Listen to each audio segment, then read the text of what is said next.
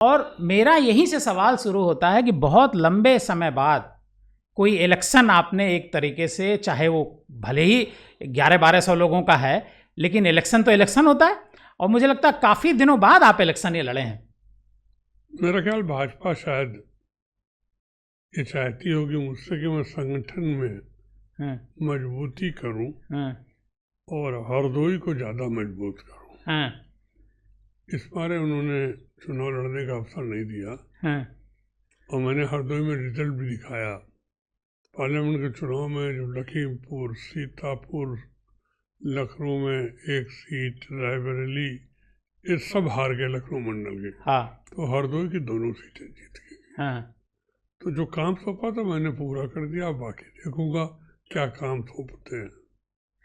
जब भारतीय जनता पार्टी में आप आए थे तो भारतीय जनता पार्टी ने निश्चित तौर पर, चूंकि आपका कद उत्तर प्रदेश में इतने बड़े लीडर का है, तो कुछ वादा जरूर किया होगा आपसे।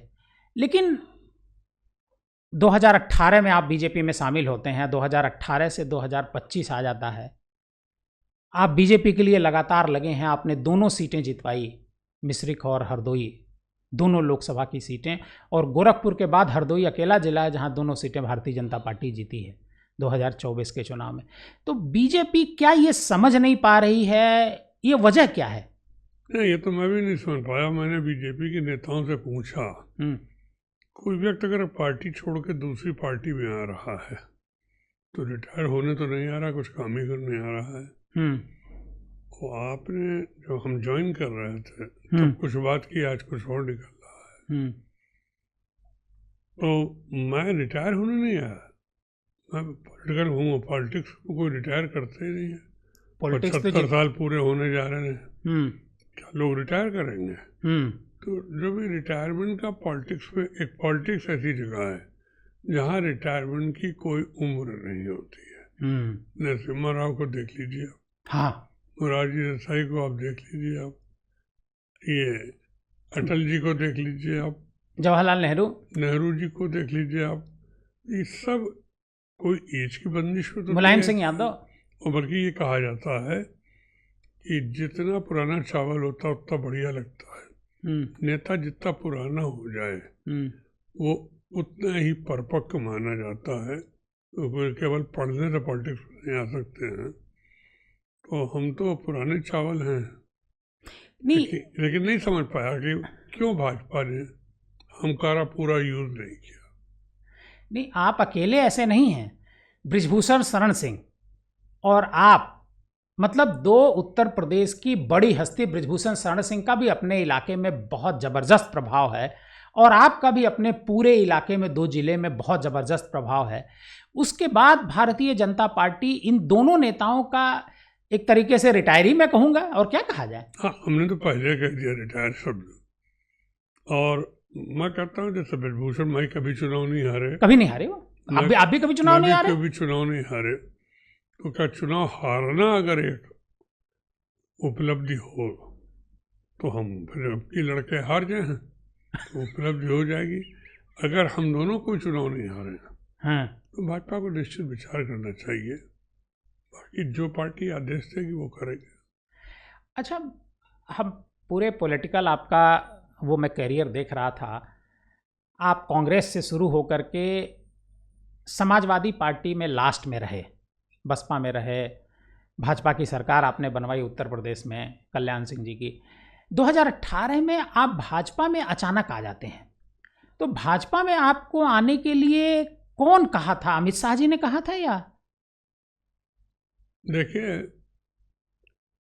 मैंने पीयूष गोयल जी से कहा कि पीयूष जी, अमित जी से पूछ लीजिए क्या हमसे मिलना पसंद करेंगे।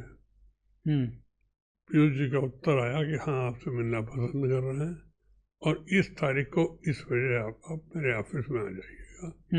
अमित जी भी होंगे। और मैं उस टाइम पहुंच गया। अमित जी थे, हम पीयूष गोयल, अमित शाह जी, 3 लोग थे।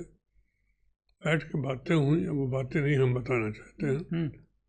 और मैं इस सारे भाजपा को पसंद कर रहा था कि मैं जब अपोजिशन में था तो पीएम से जब टाइम मांगता था पीएम तुरंत टाइम लेते थे। और पीएम मेरी बहुत तारीफ भी करता था कि नरेंद्र जी, आपने आज ये इशू अच्छा उठाया, ये अच्छा बोले आप सदन में।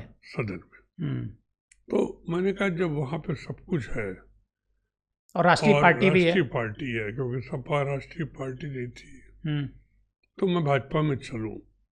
सपा ने जिस तरीके से ठोकर मारी थी, और फिर मुझसे कहा गया कि आप एमएलसी हो जाइए, तो मैंने कहा एमएलसी एमएलए तो मैं बहुत रह चुका, मैं तो पार्लियामेंट के लिए आया था, नहीं तो एमएलए था ही, मैं क्यों छोड़ देता। तो मैंने सपा का प्रस्ताव नहीं स्वीकार किया, मैं भाजपा में चला आया। लेकिन नरेंद्र मोदी जी, आप बता रहे हैं कि आपकी तारीफ करते थे संसद में, आप जो भाषण देते थे, और इस वजह से आपको लगा कि आपको बीजेपी में जाना चाहिए। लेकिन वही नरेंद्र मोदी जी हरदोई में नितिन अग्रवाल को चुनाव हराने के लिए कैंपेन करते हैं, और बड़ा हालांकि चुनाव नितिन अग्रवाल ही जीतते हैं, बीजेपी हार जाती है मोदी जी के प्रचार के बाद भी।